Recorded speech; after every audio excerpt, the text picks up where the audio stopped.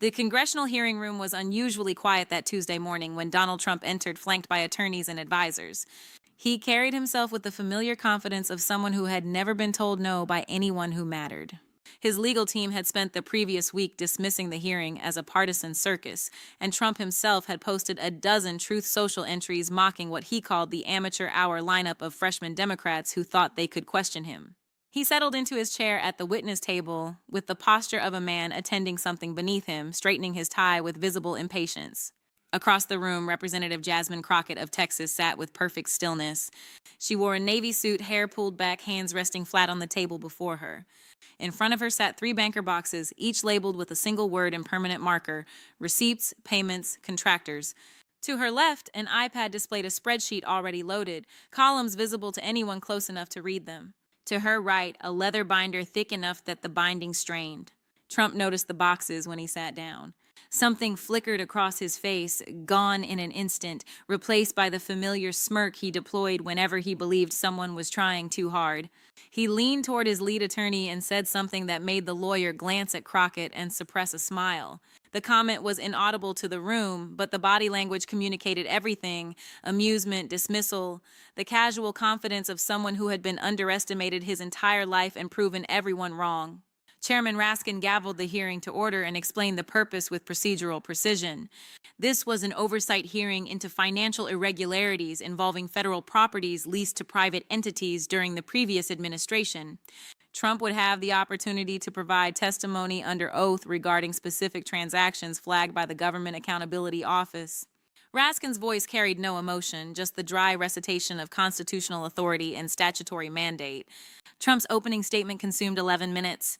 He spoke without notes, his delivery honed by decades of public performance. The contracts in question were beautiful deals, he explained. The best deals anyone had ever negotiated with the federal government. He had hired the finest contractors, paid them generously, treated them like family. The allegations being pursued by certain members of this committee were politically motivated fiction designed to damage him before the next election cycle. He gestured broadly as he spoke, owning the room the way he had owned boardrooms and television studios and rally stages.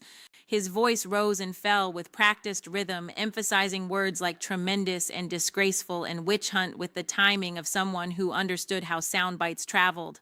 When he mentioned Crockett by name, his tone shifted into something almost paternal.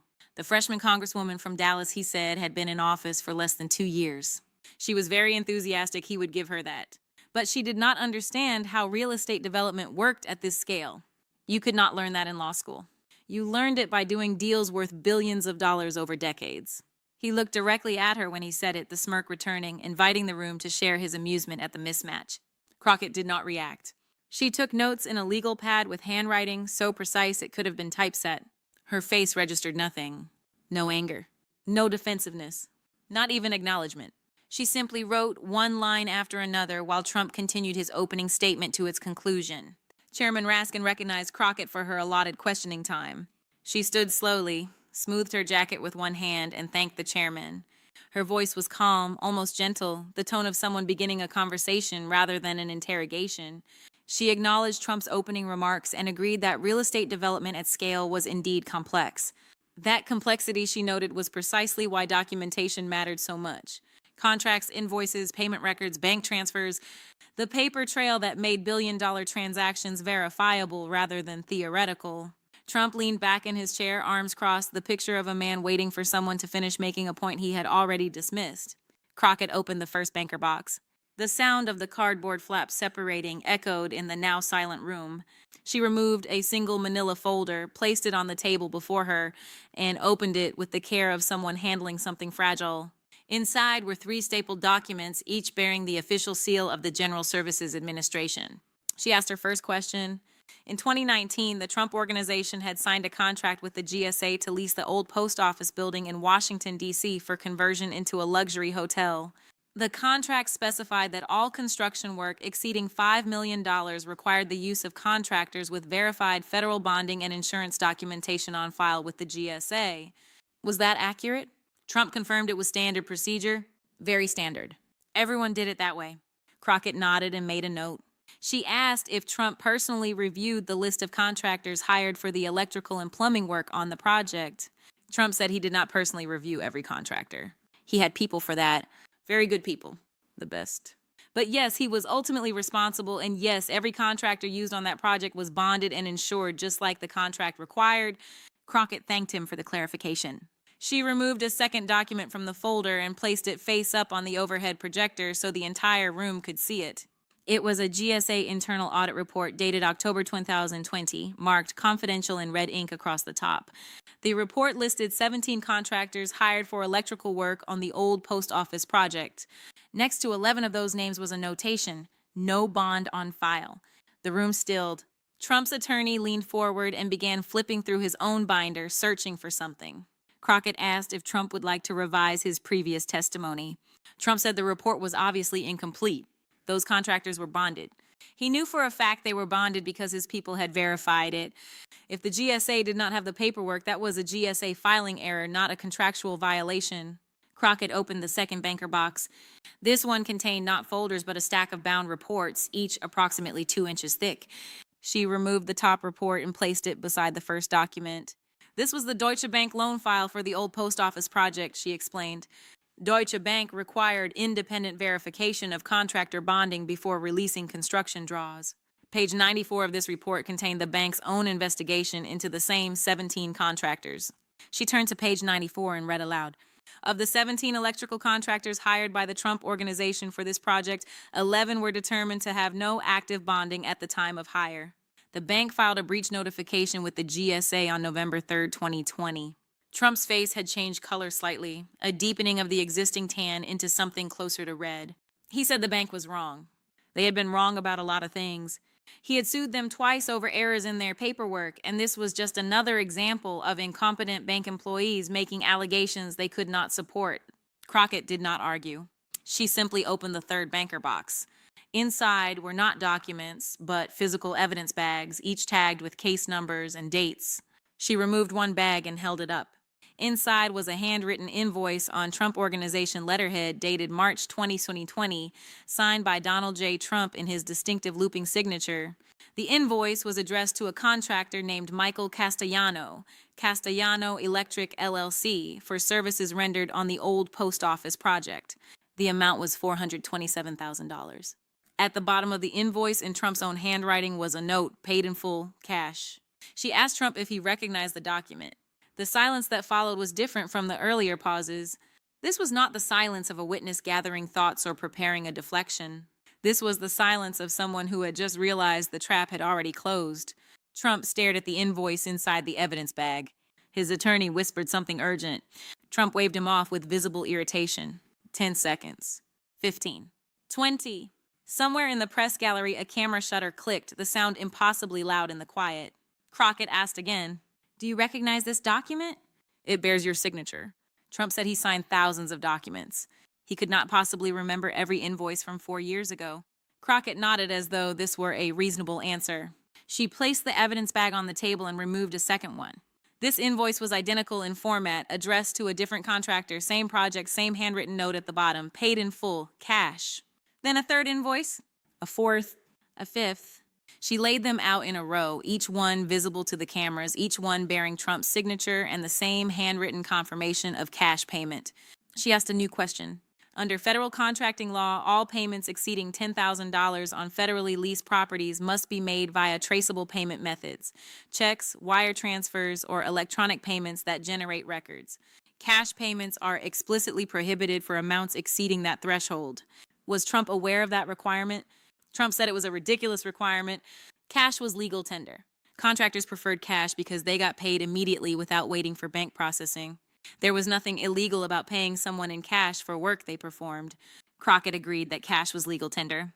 But the question was not about legality in general. The question was about compliance with the specific federal statute governing this specific contract. She picked up the first invoice again and read the amount aloud.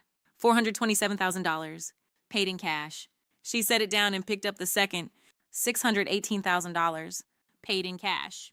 The third, $902,000, paid in cash. She asked if Trump was now testifying that he personally authorized cash payments totaling over $3 million to contractors on a federally regulated project in direct violation of the contract terms he had signed with the GSA.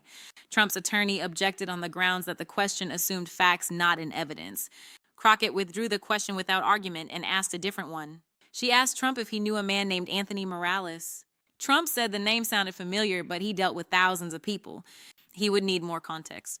Crockett provided it.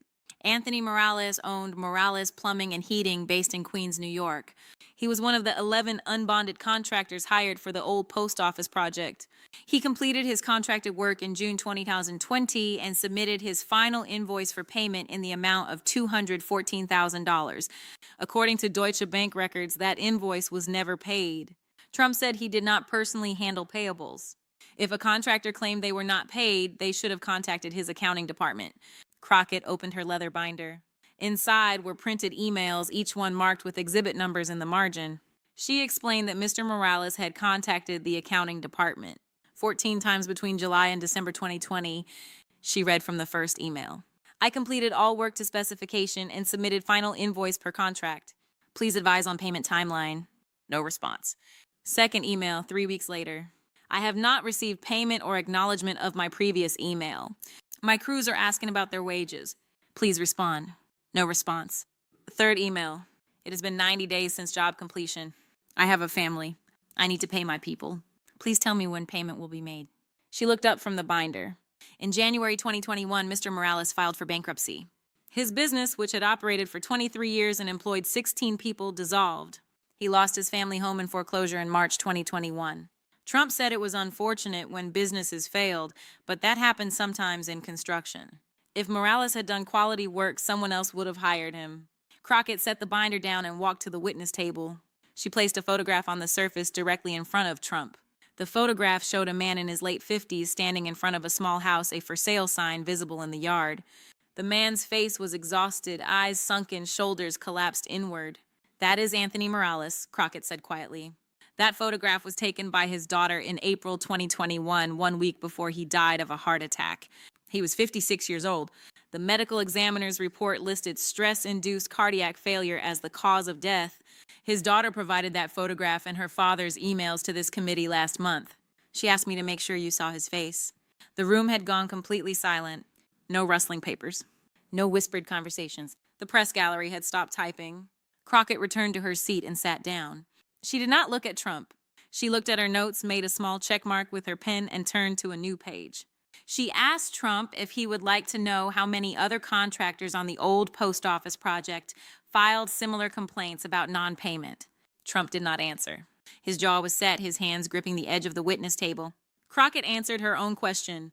43 contractors collectively owed $9.2 million according to their submitted invoices and contract terms.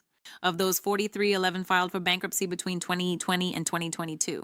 6 lost their family homes. 2 died before their cases were resolved. She opened her iPad and pulled up a spreadsheet, then projected it onto the overhead screen. It listed every contractor, every invoice amount, every email sent requesting payment, every bankruptcy filing, every foreclosure. The final column was labeled status. Most of the rows said unpaid. Trump's attorney was on his feet objecting that this was beyond the scope of the hearing, that these were civil matters that should be handled in civil court, that this was a political attack designed to prejudice public opinion. Chairman Raskin sustained none of the objections. This was an oversight hearing into financial irregularities on federally leased properties. Unpaid contractors on federally regulated contracts were precisely within scope. Crockett thanked the chairman and asked her final question. It was a simple question, delivered in the same calm voice she had used throughout. Mr. Trump, you testified earlier that you treated your contractors like family and paid them generously. You have now been shown evidence of cash payments that violated federal contracting law and evidence of 43 contractors who were never paid at all despite completing their work. I am asking you directly, is your previous testimony accurate or would you like to revise it now? The silence that followed was absolute. 30 seconds. 45. Trump's face had gone from red to something closer to white. His hands released the table. He looked at his attorney, who was staring at the spreadsheet still projected on the screen. Finally, Trump spoke. His voice was quieter than before, missing the performance energy. He said the contracts were complicated. Things fell through the cracks sometimes. His people should have followed up better. But he had built an empire, and you did not build an empire without making tough decisions. Sometimes people did not get paid because the work was not up to standard. That was business. Crockett did not respond immediately. She let his answer hang in the air long enough for everyone in the room to hear what he had just admitted. Then she closed her binder with a soft sound that felt somehow final. She looked directly at him and spoke one last time. "You questioned my qualifications at the beginning of this hearing, Mr. Trump. You said I did not understand how real estate development works at scale. You were right about one thing. I do not understand how someone builds an empire by destroying the lives of working people who trusted you to pay them for their labor. I do not understand how someone signs their name to invoices they never intend to honor. And I do not understand how someone sits in a congressional hearing and calls that business." She gathered her documents, stacked them neatly, and placed them back in the banker boxes with the same care she had used to remove them. "This is not about politics," she said quietly. "This is about 43 families who did the work and never got paid. This is about Anthony Morales, who died believing he had somehow failed when the only failure was yours. And this is about whether we hold people accountable when they use federal contracts as tools to enrich themselves while destroying the people who built what they claimed to own." She sat down. Her jacket was still perfectly smooth. Her voice had never risen. Her hands had never trembled. Trump stood abruptly, ripping the microphone from his collar with enough force that it clattered against the table. He did not look at Crockett as he walked toward the exit, flanked by his attorneys who moved quickly to keep pace. The cameras followed him all the way out of the room. The hearing continued for another 40 minutes. 3 more contractors testified. A forensic accountant walked through the Deutsche Bank loan file page by page. Chairman Raskin entered 17 additional exhibits into the record. But everyone knew the hearing had already ended the moment Trump walked out. Jasmine Crockett sat in her chair listening to the testimony that followed, taking notes with the same precise handwriting she had used all morning.